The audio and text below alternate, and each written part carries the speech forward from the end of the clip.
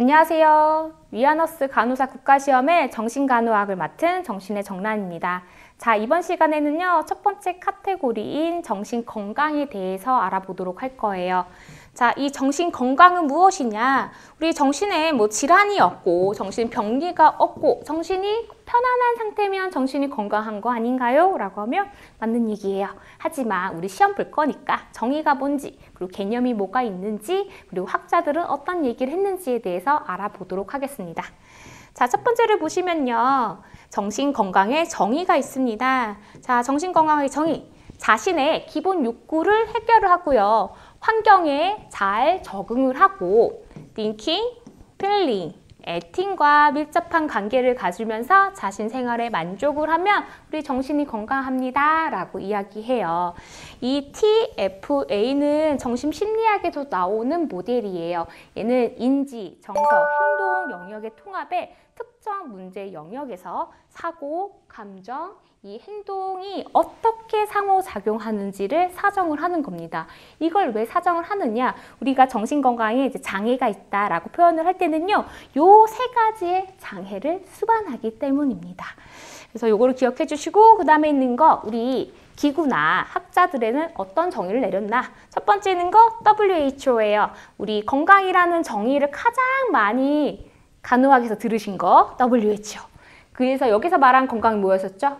건강이란 질병이었거나 허약하지 않은 상태뿐만 아니라 정신적, 신체적, 그리고 사회적으로 모두 안녕한 상태를 우리는 건강이다 라고 이야기해요. 그래서 그 편안할 안, 편안할 영이라고 해서 이 모든 세 가지가 다 편안하면 WHO에서는 건강이라 하는구나 라는 거 기억해 주시고요. 두 번째 있는 거 매슬로우. 매슬로우는 5가지 욕구를 이야기했습니다. 이 5가지의 욕구 중에서 가장 상위의 욕구, 자아실현이었죠.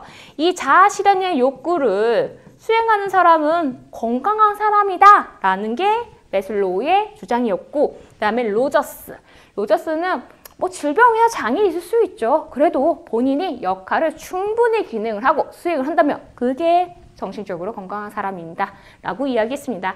그래서 요 기구라든지 학자들이라든지 이런 사람들이 다 얘기했을 거를 통합해서 정리하면 욕구 잘 해결하고 환경에 잘 적응하고 자신의 생활에 만족을 하면 정신이 건강하다 하는구나 라고 이야기할 수 있습니다. 그 다음에 있는 거, 우리 정신질환의 개념에 대해서 보도록 할 거예요. 우리 오리엔테이션 때 잠깐 설명을 드렸어요. 이 질환이다라고 하는 거. 질환은요, 뭐였죠? 특정한 증상과 원인을 갖고 있는 의학적 용어입니다. 그런데 여기 책에 나와 있는 개념은요, 우리 통상적인 통념이다라고 보시면 돼요. 자, 옳고 그름에 대해서 알아볼 텐데, 자, 첫 번째를 보시면, 우리 정신질환은 평생 유병률이 높은 흔한 병이다 라고 이야기하고 있어요. 정신질환 제 주위에 없는데요? 특별한 사람만 걸리는 거 아닌가요? 아닙니다. 감기처럼 흔한 거다라고 생각을 하셔야지 돼요. 왜냐하면 유병률이 높아요. 얼만큼? 2021년도에 기준으로 했을 때 28%나 된다고 해요. 굉장히 흔한 유병률이죠. 그래서 특별한 사람한테 정신질환이 발현된다라는 문제가 나오면 땡! 아니다. 를 체크하셔야 돼요. 그 다음 두 번째, 우리 정신질환은 선천적 요인과 촉진적 요인이 딱 만났을 때 발현이 된다. 이거는 사실 기존의 다른 질환들도 다 마찬가지예요. 이제 정신과니까 우리 치매를 예를 들면 제가 자고 일어났더니 갑자기 치매래요. 이거는 말이 안 되죠. 분명히 서서히 발현을 하는 기간이 있었을 거예요. 건망증부터 시작을 해서 인지저하가 나타나고 경도 인지장애를 진단을 받고 그 다음에 초기 치매, 중기 치매, 말기 치매 이렇게 서서히 나타날 텐데 자고 일어났더니 갑자기 질환이 발생했다? 이거는 모든 질환에서 나타나지 않는 이야기죠. 근데 선천적으로 내가 치매가 발현될 수 있는 요인을 갖고 있는데 이런 환경적인 게 촉진이 딱 됐을 때 더 쉽게 발생할 수 있다라고 보시면 됩니다. 그래서 선천적인 요인만 가지고 발생한다 아니고 촉진적인 요인만 가지고 발생한다 이것도 아니다. 두 가지가 다 같이 발현해야 질환이 발생을 한답니다. 이거는 사실 다른 간호학에서도 마찬가지예요. 당뇨가 만약에 생기는 것도 자다 일어났는데 당뇨 생겼습니다. 이건 말이 안 되죠. 이 사람 10년 동안 어떻게 먹고 어떻게 생활하고 어떻게 운동하고 이런 게 다 쌓여서 그리고 환경적인 것도 쌓이고 본인의 선천적인 유전적인 것도 쌓이고 해서 발생하는 게 질환이다라고 보시면 돼요. 그 다음에 있는 거 세 번째, 자, 우리 정신질환은 초기에 약물을 통해서 증상을 조절하면 회복을 할 수가 있고요. 사회적 기능도 수행을 할 수가 있습니다. 대부분 우리 정신병원, 정신질환자라고 하면은 병원에 딱 가서 막 흰 옷 입고 묶여있고 이런 것만 생각하시잖아요. 사실 그렇지 않고 증상만 조절해도 대상자들은 사회적 기능은 할 수가 있다. 그 다음 정신질환과 빈곤 사이에는 상관관계가 없다. 가난한 사람들이 더 정신질환에 많이 걸린다라는 문제가 나온다면 정답은 아니겠죠. 질환과 빈곤이 상관관계가 있다면 유병률이 훨씬 높아진다는 거예요. 내가 가난할수록 정신과적인 유병률이, 정신질환적인 유병률이 높아진다? 이거는 아니라는 거죠. 그래서 상관관계는 없다라는 거고. 자, 5번째 보시면요. 우리 정신질환은 치료가 가능합니다. 그래서 책에 나와 있죠. 조현병의 완전 회복은 13%, 정상 생활을 할 수 있는 건 30%에서 수행이 가능합니다. 결론적으로 정신질환 불치병 아니에요. 치료할 수 있습니다. 그 다음에 있는 문제 보시면, 자, 정신분열 증상이 계속 지속되지는 않는다. 우리 정신줄 났네, 정신 나갔어, 제정신이 아니야 라고 표현을 할 수 있지만 계속 24시간 내내 와해된 걸로 나타나지는 않는다. 와해라는 거는요, 기와장이 깨지고 막 무너져 내리는 거를 이제 와해가 됐다고 얘기하지만 정신 분열이 있다고 해서 계속 우리가 와해된 상태로 있는 것은 아닙니다. 그 다음에 있는 거, 자, 7번째 보시면요. 정신질환자의 유병 기간에도 평소 성격은 보여요. 그런데 타인이 이해하기 어려운 생각이나 감정을 가지고 왜곡을 해서 해석을 하는 게 특징적인 거죠. 이거는 예시로 색정망상증이라는 질환을 갖고 있는 사람들은 저 사람이 나를 좀 꼬시는 건가? 나는 다른 사람들한테 뭐 다 사랑을 줘야 돼? 막 이런 것들이 색정망상인데 그런 사람을 갖고 있는 대상자를 조금 쳐다봤어요. 아니면 손을 딱 대면서 저희가 막 얘기를 나눴어요. 그러면 쳐다보고 손 대고 이런 것들에 대해서 굉장히 왜곡을 해서 해석하는 거죠. 나 꼬시네. 그럼 내가 넘어가 줘야 되나? 이런 식으로. 그렇기 때문에 7번째에 있는 개념은 이렇게 생각해 주시면 되고, 8번째, 자, 불안감을 느끼며 위축이 된다. 저희가 질환들 중에 조현병이라는 질환은 이제 환청이 가장 흔합니다. 환청은요, 아무것도 들리지 않는데 자기한테 누가 계속 이야기를 하는 거예요. 그래서 예시로 예전에 커뮤니티에서 한번 글이 올라왔는데 자기가 친구들이랑 4명이서 자취를 한대요. 근데 저녁마다 자기랑 같이 자는 2층 침대를 쓰는 룸메이트가 계속 자기 귀에다 대고 뭐라고 속삭이는데 무슨 말인지는 모르겠대요. 그래서 그만해! 라고 하면은 그만한대요. 이런 게 계속 반복이 돼서 아침에 일어나서 너 나한테 왜 그랬어? 그러면 자기는 기억을 못한다. 자기 너무 무서워 죽겠다. 라고 했습니다. 그 사람의 글의 첫 번째 댓글이 조현병인 것 같습니다. 조현병의 첫 번째 증상은 귀에서 속삭이는 소리가 들려요. 그래서 이 사람이 그래서 몇 년 후에 다시 거기에 후기를 달았는데 그때 조언해 주신 분들을 이야기를 듣고서 용기를 내서 정신과에 갔더니 자기가 이제 조현병이 맞다라는 이야기를 들었대요. 그래서 환청으로 이제 불안감을 아무래도 느낄 수밖에 없겠죠. 그래서 이제 질환을 이제 제가 예시로 조현병을 들긴 했지만 증상이 여러 가지가 있을 거예요. 그런데 이런 증상들이 자기가 느끼는 이 증상으로 불안감을 느끼고 결과적으로는 위축된 모습을 보이게 된다는 거예요. 그 다음에 9번째, 소심하고 수동적이다.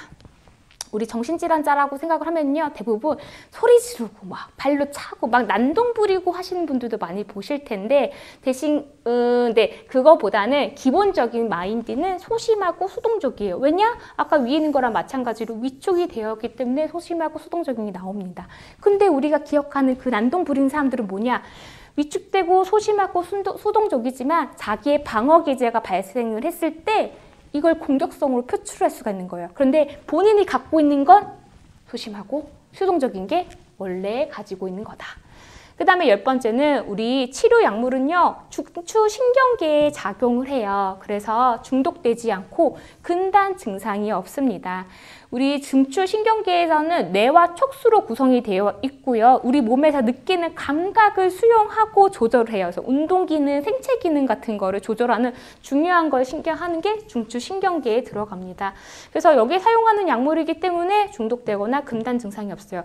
금단 증상이다라고 하는 건요. 우리가 알코올릭 있는 이제 환자들이 술을 막 먹다가 술 딱 끊었어요. 그러면 알코올릭의 이제 금단 증상을 먹어요. 손을 막 덜덜덜 떨리면서 막 땀을 주룩주룩 나타날 수도 있고, 뭐 코카인 같은 마약을 한 사람이에요. 그 약을 딱 끊었어요. 그럼 막 이제 그 코카인벅이라고 해가지고 막 팔이나 이런 데 막 벌레가 기어다니는 것 같아요. 그래서 막 긁는 거를 우리가 금단 증상이라고 합니다. 하지만 정신과에서 쓰는 약물은 이렇게 중독되거나 금단 증상이 나타나지는 않는다라고 보시면 돼요. 이게 정신질환의 개념, 통념에 해당하는 내용입니다. 그래서 요거는 또 예시로 얘기를 들을게요. 예전에, 이건 좀 옛날의 사건이에요.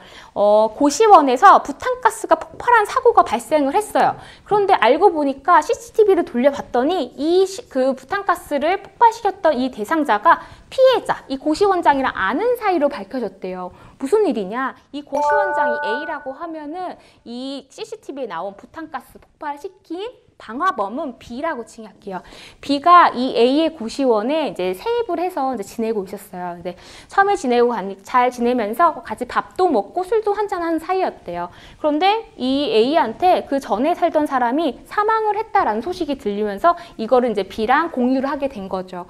B는 그런가 보다라고 했는데, 그러고부터 며칠 후에 갑자기 몸이 막 근질근질하면서 이상하다 했더니 이불 안을 들춰봤더니 이불 안에 날파리 애벌레들이 있더래요. 그래서 뭐야 이 날파리 애벌레는? 그래서 위생 상태가 그렇게 좀 썩 좋지 않은가? 라는 게 첫 번째였었고, 근데 계속 자기가 치우고 뭘 해도 날파리가 없어지지 않는데요. 그러면서 이 날파리가 내 몸에 알을 깐 것 같다. 계속 몸이 간지럽다라는 게 생각이 들어서 여기가 좀 위험한 것 같은데? 라고 잠깐 집을 비웠습니다. 잠깐 집을 비우고서 다시 돌아왔더니 자기가 이제 잠그고 간 자리에 이불 자리는 놓고 갔대요. 놓고 갔는데 거기에 막 탈탈탈 털어보니까 날파리 애벌레가 또 두세 마리가 기어 나오더래요. 그래서 거기서 자기가 느낀 거죠. 누군가 악의적으로 자신을 괴롭히기 위해 벌레를 집어넣었다. 근데 이런 게 왜 나타났느냐? 지금 방화범이었잖아요. 방화범이 왜 이런 거를 방화를 했는지에 대해서 알아보는데, 예전에 이 B란 사람이 커뮤니티에 글을 쓴 거예요. 이거와 관련을 해서. 굉장히 많은 내용이 있지만 그 중에서 좀 추렸을 때 이 내용이 있었어요. 치료를 받고 약을 먹는데 이 애벌레가 안 나오는 건 몸속에 들어간 거가 나 죽는 건가? 그래서 병원 여기저기다 막 물어봤더니 다들 하나같이 하는 얘기가, 환자분은 그 감염내과에 가는 게 아니라 정신과로 안내해야 될 것 같습니다 라고 한대요. 그래서 자기는 이제 커뮤니티에 나 미친 거 아닌데? 정상인데? 날 왜 정신과로 가라고 하는 거야? 그리고 자기가 인터넷으로 막 열심히 찾아봤더니 이런 비슷한 게 있더래요. 다중포충증인가 하는 게 애벌레가 이렇게 들어가서 생기는 병인데, 큰 건 20cm라다. 근데 내 몸에 들어간 날파리는 0.5에서 0.7 정도. 커봤자 1cm 정도인데, 혹시 지금 이런 거랑 연관을 해서 생각했을 때, 아까 앞전에 다른 사람이 사망했는데 그게 소식이 들렸다고 했잖아요.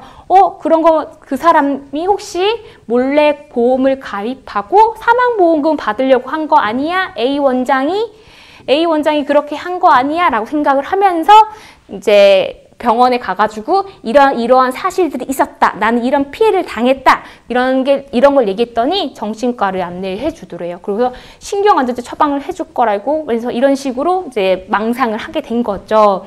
그래서 마지막은 이거예요. 그래서 이 글을 쓴 이유는요, 선생님들, 저는 의사들이 제대로 말도 안 해주고 계속 정신과만 추천해줘서 너무 걱정돼요. 저는 이 벌레를 없애고 싶은데 MRI나 CT 이런 거 촬영해도 날파리 애벌레가 작아서 안 보일까요? 라는 글을 쓰고 한 달 후에 방화를 한 거예요. 어떤 거 보여요? 이 사람 망상이 있죠. 망상 중에 피해 망상이 첫 번째일 거고, 그 다음 신체형 망상. 내 몸에 지금 애벌레가 있어. 막 간지러워 라고 하는 것들. 그래서 조현병 증상을 가지고 있는 대상자들이 이런 형식으로 이야기를 하거든요. 그걸 우리가 연상의 이완, 와해된 언어를 쓴다고 합니다. 가장 큰 특징을 갖고 있는 댓글을 하나 가져왔어요. 이 댓글을 보시면 이 경찰청의 그런 악성 코드 같은 게 유입이 되지 않는 바이러스를 까는 그런 근데 스파이널 앱인데, 보시면 경찰을 신뢰하는 마음으로 사용해봤는데 해킹 파일을 못 잡아내는군요. 지금 사생활 엿듣는 기계로 특허 위조 사범이 이 영주에서 구경하는 중입니다. 이놈들이 내 휴대폰으로 내 얼굴을 본다고 기계총으로 떠들어냅니다. 365일 24시간 16년째인 것 같아요. 청와대 검찰청 경찰청에 제한 신고한 것 봤죠? 수돗물에 살도물이란 걸 넣고 개성기 물에 돼지동물이 들어옵니다. 자신감과 용기가 필요할 것 같습니다. 그래도 신뢰합니다. 아직 안 죽고 살아있습니다. 이게 무슨 얘기예요? 약간 Y에 대한 언어가 보이고 연상의 이완이 보이죠. 연상의 이완이 보인다라고 하는 거는요, 우리가 논리의 흐름은 있는데 이게 이상해요. 예시로 들면 이것도 있겠지만 멍청이 연덩이는 빨개? 빨가면 사과. 사과 맛있지? 맛있는 거? 피자. 피자는 내 한 입에 넣는 게 맛있는데 내 한 입에 넣으면 입이 좀 찢어지잖아. 입 찢어지면 드레싱 받아야 돼. 왜 이런 식으로 넘어가요. 이게 논리의 흐름은 있어요. 근데 이상해요. 이게 초기에 나타나는 거고, 이거보다 더 심해지면 질이멸렬한 게 나타나요. 이런 게 나온 것처럼 흐름은 있긴 한데 중간에가 이제 Y가 돼버린 거예요. 그래서 예시로는 좋은 아침입니다. 이제 날씨가 좋아서 창문엔 손잡이가 덜컹하고 담겨있는 내 마음, 이런 식으로 이야기가 마무리되거나, 이게 더 심해지만 자기 마음대로 그 워드 샐러드라고 해가지고 말비빔 현상이 나타나요. 막 이런 거 저런 거 다 섞어서 쓰는데, 예시로는 나는 루이호비샤, 머리카락은 헝클어지고 루이보샤 하는 중인데 말을 듣고 다시 루이호비샤, 이런 식으로 얘기를 합니다. 이런 특징을 가지고 있는 게 이제 저희가 얘기하는 Y된 언어다라고 이야기를 하고 있어요. 자, 그 다음에 있는 거는 정신건강 평가 기준, 마리아 야후다가 얘기한 6가지가 있습니다. 자, 이 6가지 보셨을 때 첫 번째, 자신에 대한 긍정적인 태도가 있어야 된다. 책을 보시면요, 자신에게 객관적인 관점을 유지해요. 객관적인 관점을 유지하고 뭐 해요? 자신을 수용을 한다 라는 게 있고요. 두 번째, 성장, 발달, 자아 실현이 있습니다. 그래서 자아 실현 뭡니까? 잠재력을 개발을 하는 거죠. 그리고 내가 계속 도전을 하는 거를 자아 실현이다라고 하고, 세 번째는 통합력입니다. 이 통합력은 뭐냐? 내외적 갈등과 욕구, 그리고 정서적인 조절을 잘 하는지, 이거를 보는 거. 얘는 조절을 잘 하는지를 보는 거죠. 그 다음에 자율성이 뭐냐? 자율성은요, 내가 결정하고 행동하고, 그리고 내 행동에 스스로 책임을 지는 걸 자율성이다 라고 이야기합니다. 그래서 이거는 이제 술로 예시를 들게요. 내가 술을 먹고 제일 많이 문제를 일으키는 죽폭이라고 폭력을 많이 일으키시는데, 그렇게 일으키는 사람들이 제일 많이 하는 게 내가 너 평소에 그래? 술 한잔 해가지고 욱하는 기분에 그런 거지 내가 문제가 아니야, 술 때문이야 라고 하지만, 이게 그렇게 저희가 정신적으로 봤을 때는, 정신 건강을 평가하는 기준을 봤을 때는 건강하지 않다라고 보는 거예요. 자기의 행동에 자기가 스스로 책임을 지는 게 아니라 술 탓, 남 탓을 해버리는 거니까. 그래서 이 자율성에 반대되는 말은 의존성이 되겠죠. 자기 행동에도 본인이 결정하지 못하고 다른들이 하는 거에 따라만 갈 수 있는, 시키는 것만 하게 되는 거. 그 다음에 현실 지각. 이 현실 지각은요, 현실을 파악하고 이상적이지 않는 거에 대해서 판별을 하는 거죠. 그래서 아까 조현병이 환청이 많이 들린다고 했는데, 이거 들리는 거 정상 아니야, 이거를 자기가 현실을 지각할 수 있는 능력도 정신이 건강한 평가 기준에 들어간다는 거. 그 다음에 환경에 대한 지배. 환경에 대한 지배는요, 변화하는 환경에서 내가 효율적으로 대처를 잘 하는 거를 이야기하고 있습니다. 그래서 우리 인간관계에서도 원만함을 유지하는 건 저희가 얘기하는 정신 건강하다는 평가에 들어간다. 이거는 환경에 대한 지배에 속하고 있습니다. 그래서 이렇게 6가지를 봤고요. 이번에는 문제를 풀어보도록 할게요. 자, 책을 보시면 마리아 야후다의 정신평가 기준에서 자신에게 객관적 관점을 유지하고 인식하는 것은 무엇에 해당하는가? 정답은 2번. 자신에 대한 긍정적 태도. 아까 객관적 관점을 유지하고 인식하고 그리고 자신을 수용을 하는 게 우리 긍정적 태도를 가지고 있는 평가 기준에 들어간다라고 했었죠. 그럼 자아 실현은 뭐예요? 갖고 있는 잠재력을 발현시키고 도전을 하는 거. 그리고 통합력은 뭐였죠? 통합력은 내외적인 갈등, 욕구, 그리고 정서를 조절을 하는 거. 자율성은 내가 하는 행동과 스스로 결정하고 그리고 판단한 거에 대해 책임을 따르는 거. 환경에 대한 지배는 내 변화하는 환경에서 효율적인 대처를 하고 사람들이랑 원만함을 유지하는 게 환경에 대한 지배였습니다. 자, 다음 문제. 다음 중 정신질환의 개념으로 올바른 것은 무엇인가? 자, 정신질환은 흔하지 않으면 특별한 대상자에게 발생한다. OX, X. 굉장히 흔하다 했었죠. 유병률이 흔한 질병이다. 그 두 번째, 정신질환 선천적인 요인으로만 발생한다. X. 우리 선천적인 거 그리고 또 뭐였어요?